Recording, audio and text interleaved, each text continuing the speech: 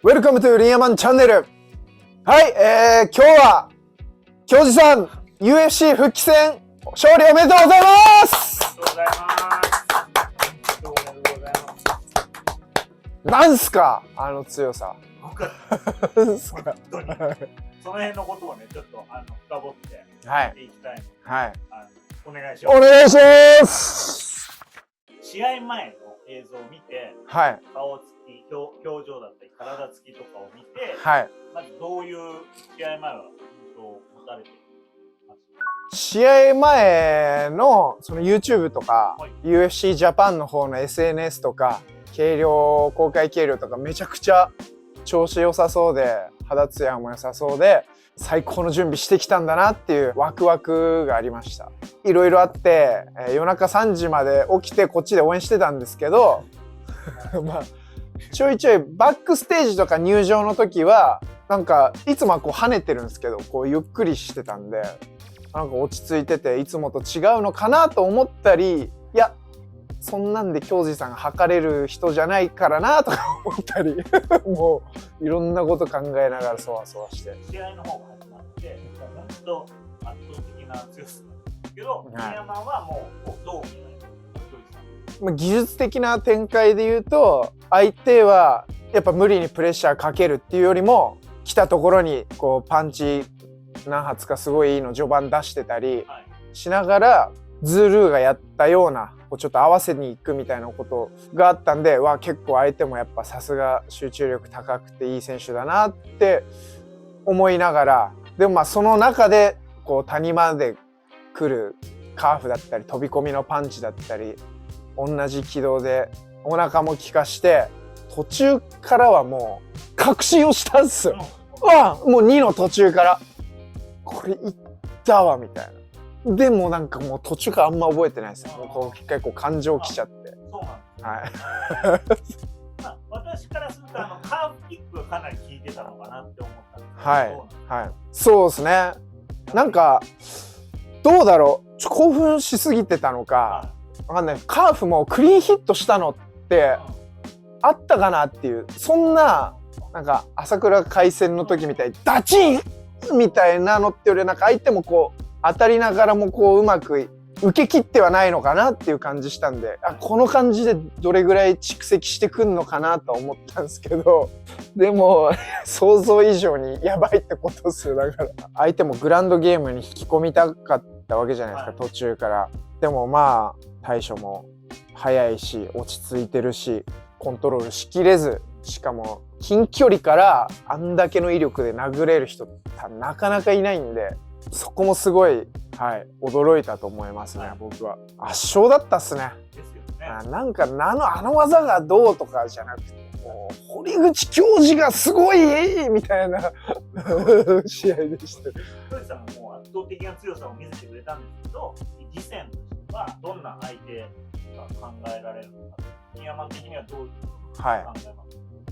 ちょっと前とかだったらもうタイトルでいいんじゃないかってなったと思うんですけど、今ここ半年ぐらいでフライ級がガッと盛り上がってきてそこにまたすごく面白いエッセンスが入ったってこう UFC も多分興奮してると思うんでどうなりますかね。これきっかけに結構ちなみにランキングは京二さん8位に入って8位でしたね。そうですね。今平達郎選手が5位。そこから読むともう1試合で挑戦かなっていう感じはありますね。で12月に平選手が試合しますね。はい。そこの勝敗によってもまたタイトルマッチの手前じゃないですか。それってそのままタイトル勝った方とオクタゴンフェイスオフやらしたりっていうのも目論みとしては多分あるんで内容によっては平君が良ければそのまま挑戦すると思うし、そういう流れを多分 UFC は見てるんじゃないかなと思いますけど、でももう本当に一気に京二さんはそのフライ級のそのトップ戦線に入っていった感じですね。はい、そうですね。しかもね倒せる打撃があるってやっぱすごいいいですよね。なかなか軽い階級ってそういう力の出し方が人を倒すまでは難しかったりもするんで、あの階級でできてコンプリート MMA みたいな素晴らしいパフォーマンスで見せたんで絶対こっから UFC もプッシュ入るかなって僕は思ってますね。ありがとうございます。リアさん。一応これ触れとかないといけないこと触れときますけど。触れとかないといけないこととか別にない。反響がすごいんですよ、コメント欄で。リーヤマンちょっと事情をね、したいんですよ。リーヤマンは、教授さんに黙って、いわばサプライズ的な感じで描くしてたわけじゃないですか。まあ僕は意外とそうなっても、教授さん意外と冷静で、俺傷ついちゃうんじゃないかなって思ったりもしたんですけど、でもまあそれでも、すいませんっつって、当日に来ちゃいましたぐらいの感じで、はい、行こうとは思ってましたね。あれが11月の22日、日付を間違えちゃったってことですか？11月21の飛行機を取らなきゃいけなかったんですけど、12月19日のチケット。もう全然よくわかんない。もうマジでわかんない。それ21日でもなかった。そうです。1ヶ月間違いとかでもなく、もう本当におかしいんですって、あのページが。ページがおかしい。おかしいんすよ。はい。まあ、そんなの見るに決まってるじゃないですか。買う日付見ないで買ったと思いますか？俺が。思うか？なんでだよ。いやだからどういう気持ちで間違えたのかな。いや、どういう気持ちで間違えたとかないんです。合ってるぞ、これでっていう気持ちで間違える。サイトが良くない。見にくいっす。なるほど。あとは多分一回戻るとかやったら多分日付とかも全部リセットになってるようなパターンのやつっす。それは良くないわ、サイトが。これな、直前のチケット結構高えなとか思いながら買ったのも別に全然直前じゃなかったし、ね、どういうことみたいな。それを行きの羽田空港に向かってる途中の道中にパッて一応時間確認しようと思って携帯見たらうーわってなって。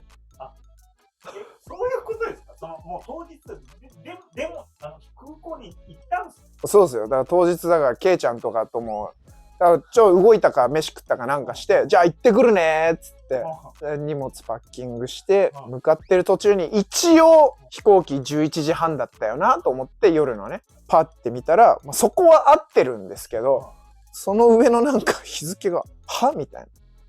まずご予約のチケットが行き帰りってこう並んでて欲しかったんですけど帰り行きってなってたんですよ。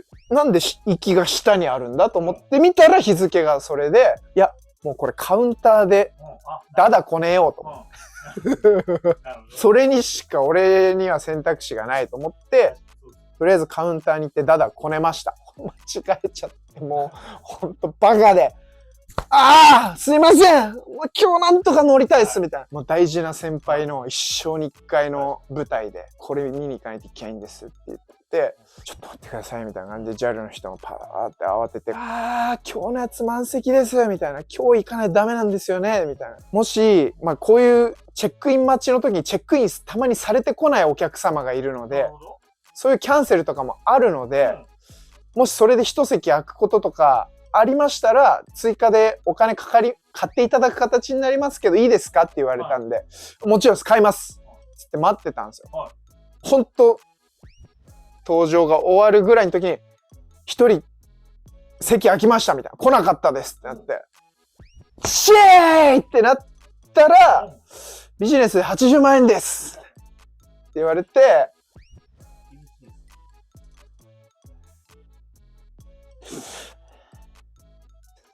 いろんなとこに睨んでこうまあでもよしっつって払います言って入れてくださいって言った時に2分前でちょっと閉まっちゃってみたいな。結構ドラマがありますね。そのチケットを間違えたっていう話一つにしてもね。まあそうですね。すごい長く感じましたからね。そうですね。はい、だって夜中の11時ぐらいにでそれやられてた。そうですそうです。はい。ひょうじさんのほらチャンネルの方でさ、はい。ひょうじさんがもう鉄キックだこと言われてて、まあだからもうそれ見てから、大学の後輩が立派になんか言われてますよっつって動画見たらもうはぁっつってもうそっからもうずっと肛門がヒクヒクしてます。はい。まあそんなこんなありつつですね。はい。まあ、勝ってもらったんで、はい。もう本当何よりも良かったっす。はい。京二さん、勝利、本当におめでとうございます。いやー、すごいパフォーマンスでした。僕は応援行けなかったということで、ケツキックをしっかり受けさせていただきます。僕もしっかり、ケツ鍛えて待ってます。以上が、UFC カタール大会、京二さんの試合振り返り動画になりました。皆さんご視聴ありがとうございました。